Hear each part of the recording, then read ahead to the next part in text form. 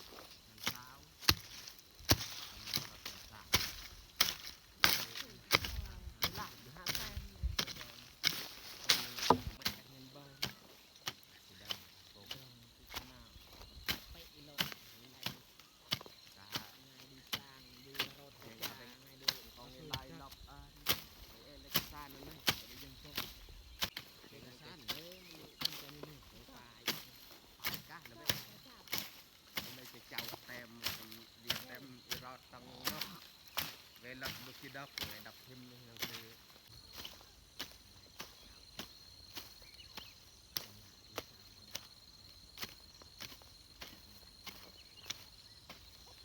đập lên chứ đâu đập lên man bằng chân đắng nhặt tay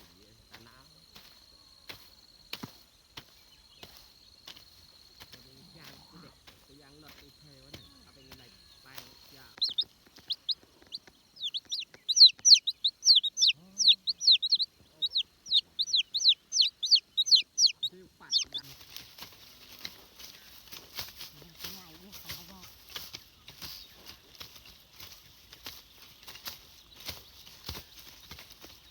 Jangan ngono naan am.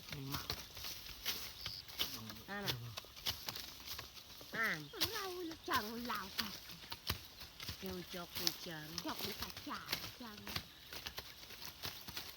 mình thật ở về rạt đi cả cha đấy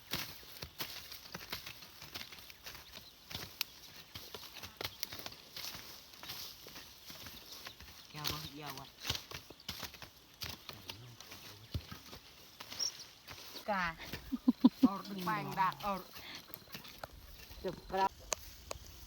เขาเสียหญ้าสำหรับเรื่องนี้ก็แล้วบอนที่เขาจะปลูกมัน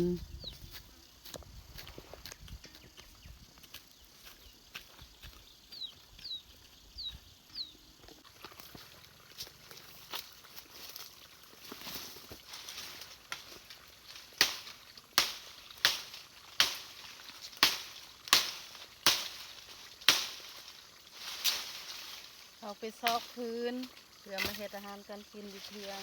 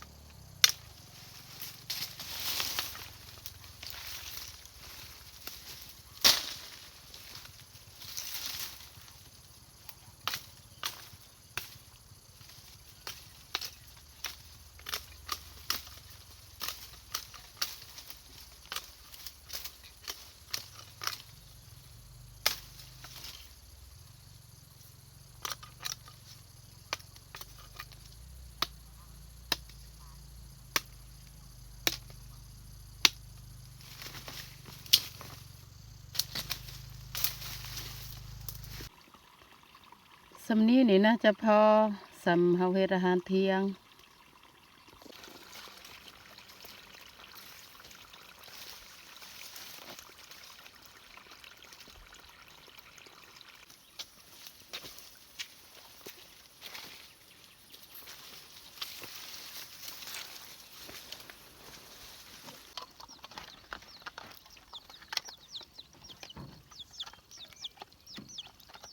เบเกอรี่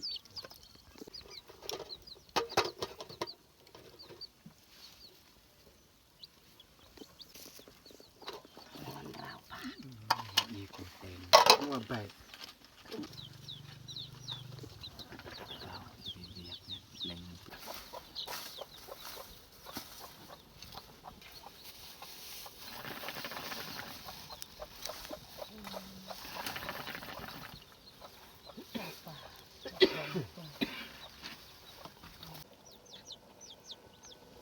ไปที่จับไปข่าวคือ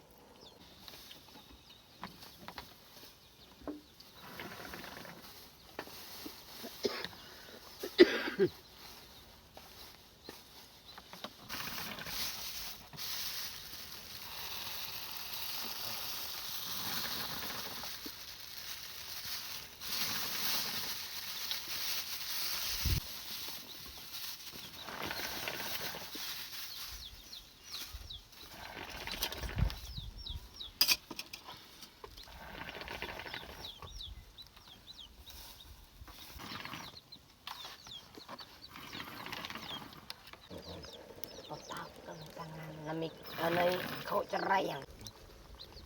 มึงเอาnó bờ nhảy cả người ta coi những thời là đơn với đơn cả coi những cái các cái tề người ta ăn trứng đau là coi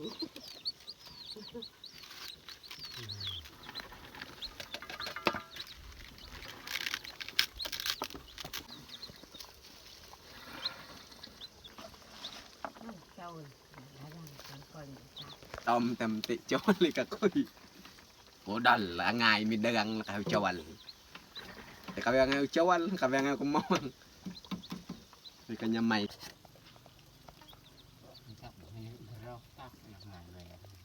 rồi ba đã lườm lên dạ ôi dạ ôi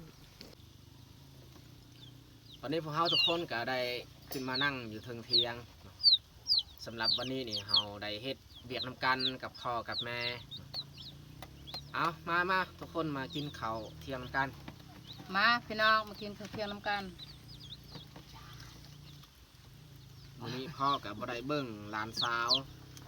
เพราะว่าพ่อกับแม่ก็ยังอยู่บ้านเบายืนกับเมีย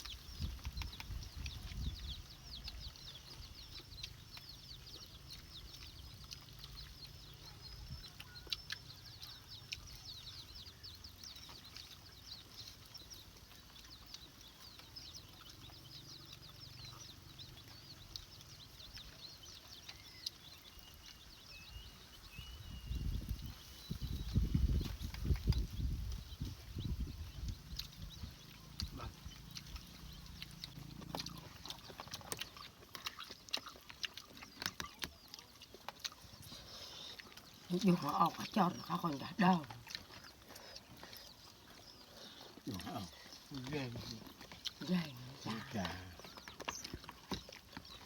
Ta rồi.